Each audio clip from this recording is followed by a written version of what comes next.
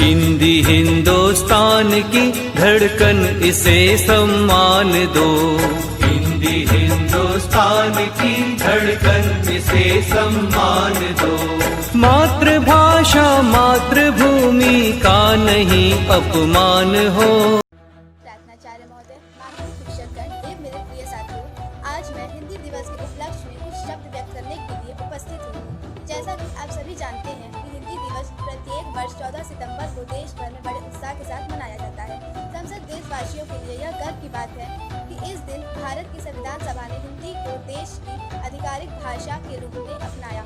हिंदी ने हमें विश्व भर में पहचान दिलाई है। हिंदी विश्व की सरल और समृद्ध भाषा है।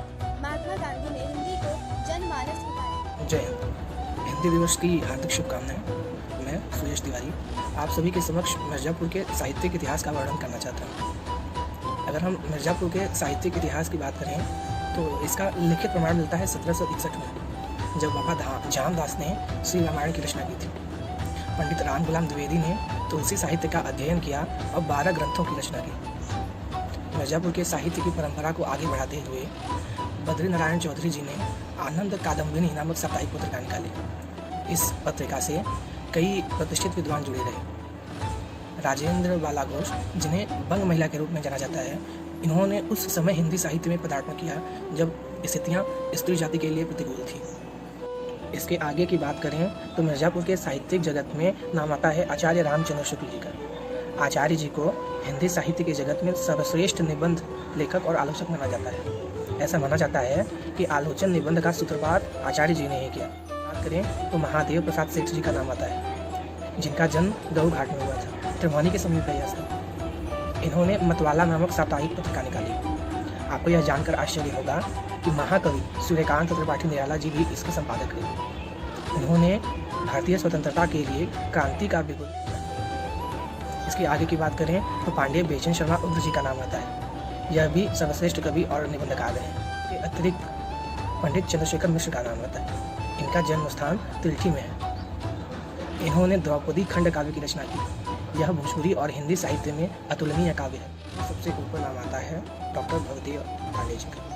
पांडे जी KBPG कॉलेज में हिंदी विभागाध्यक्ष थे। विभागाध्यक्ष से सेवानिवृत्ति के पश्चात इन्होंने लगभग 2 दर्जन पुस्तकें लिखी।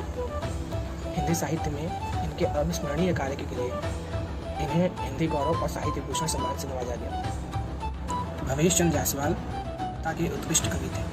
इनकी पुस्तक संभावना सच हो सकती है के लिए इन्हें हिंदी संस्थान उत्तर प्रदेश द्वारा सम्मानित भी किया गया। हालांकि तब तक यह हमें छोड़कर महाप्रस्थान कर चुके थे। GD बिनानी में अंग्रेजी विभागाध्यक्ष के पद से सेवानिवृत्त आदरणीय श्री प्रभु नारायण श्रीवास्तव जी ने भी हिंदी साहित्य की खूब सेवा की है। इन्होंने अनेक कविताएं लिखी हैं। इनकी एक कविता है अनाज का दाना चुप है। इस कविता के लिए इन्हें भी हिंदी संस्थान द्वारा सम्मानित किया गया। डैफोडिल्स पब्लिक स्कूल लोहिया तालाब की प्रधानाचार्य श्रीमती कंचन श्रीवास्तव इनकी पुत्रवधू हैं। श्री विजयदेव पांडे हिंदी व्यंग्य विधा के सुश्रुत रचनाकार हैं।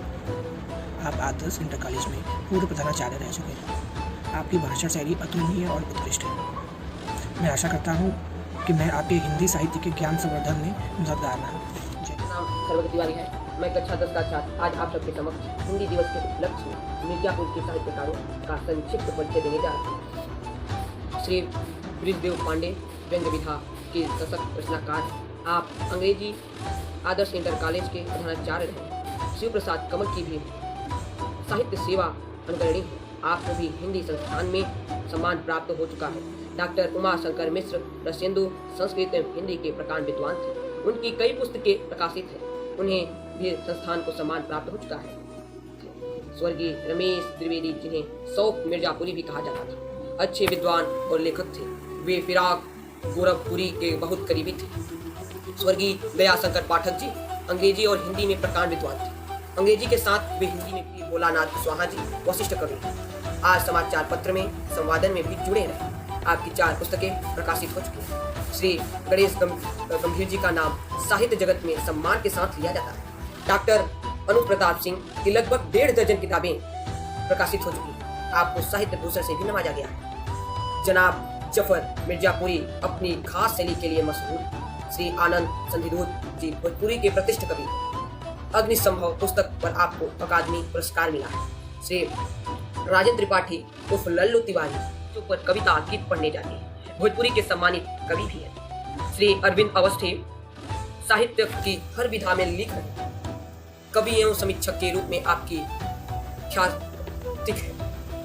श्री शिव प्रसाद द्विवेदी हिंदी, संस्कृत, अंग्रेजी तीनों भाषाओं में कविता लिखते हैं। श्री शुभम श्रीवास्तव ओम युवा पीढ़ी के रचनाकार, आपको कई पुरस्कार प्राप्त।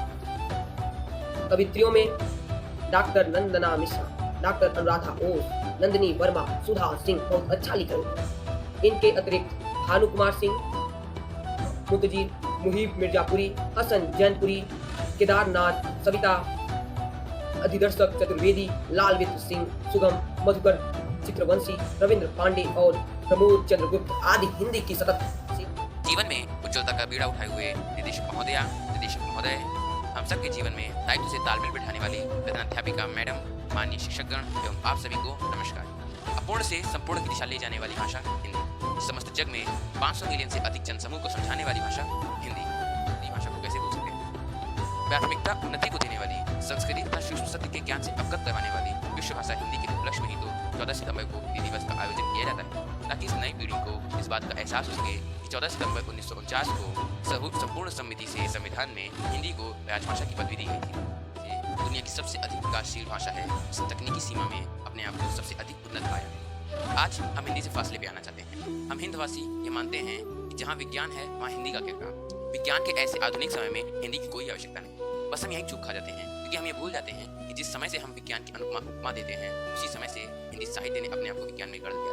जिस विज्ञान की हम दावा देते हैं, उसी विज्ञान को कहीं न कहीं हिंदी साहित्य ने जन्म दिया है। 21वीं सदी में आज हिंदी ने, जब से हम विज्ञान का विश्वास मानते हैं, उसी समय से हिंदी ने अपने आप को तकनीकी सीमाओं में गढ़ने में, उन्नत होने में कोई सीमा नहीं। हम हिंदी को छोड़ के विदेश जाते हैं, इसलिए नहीं देख पाते कि विदेशी 176 विश्वविद्यालय हिंदी के आगे संपूर्ण नतमस्तक हैं, जिसमें से 45 से अधिक आप सभी मनचाही USA में। नमस्कार, मैं आशुतोष मिश्रा आज अपने कुछ विचार प्रकट करने जा रहा हूँ। विश्व की मानव आबादी आज 6 अरब के करीब पहुँच चुकी है। इसमें 18% जनसंख्या हिंदी बोलती है, समझती है और लिखती है। अधिवेशन के अध्यक्षीय अभिभाषण में कहा था, हिंदी पर फारसी और अरबी के शब्दों को लादना अनुचित है। ठीक वैसे ही अकारण संस्कृत के शब्दों को हिंदी में गूंथना अच्छा नहीं है। इस अधिवेशन में मालवीय जी ने यह भविष्यवाणी भी की थी कि हिंदी भाषा देश की राष्ट्रभाषा होगी। उन्होंने हिंदी के प्रश्न को धर्म का नहीं अपितु राष्ट्रीयता का प्रश्न मानते हुए यह कहा कि साहित्य और देश की उन्नति अपनी भाषा हिंदी से ही होगी।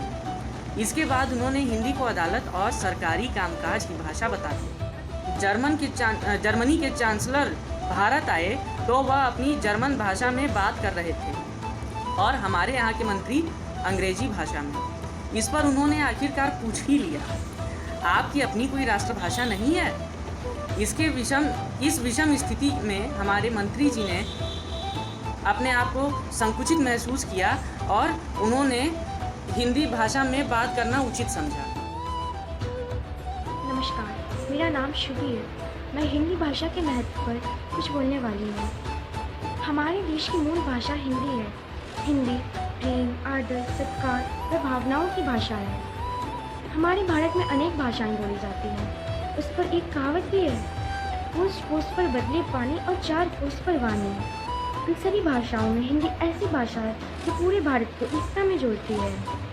हिंदी भाषा अपने आप में इतनी महत्वपूर्ण है कि हिंदी की सभी साहित्य व सभी दृष्टियों से परिपूर्ण है। हिंदी भाषा ऐसी भाषा है जिसमें त्रुटि ना के बराबर है, अर्थात हिंदी भाषा जो बोली जाती है वही लिखी भी जाती है। हिंदी भाषा का शब्दकोश बहुत ही बड़ा है। हिंदी भाषा में अपने किसी भावना को प्रकट करने के लिए अनेक शब्द हैं जो किसी अन्य भाषा की तुलना में अपने आप में अद्भुत है। विश्व में एकमात्र हिंदी ही ऐसी भाषा है जो सबसे अधिक और सबसे तेज़ी से प्रसारित होने वाली भाषाओं में एक है।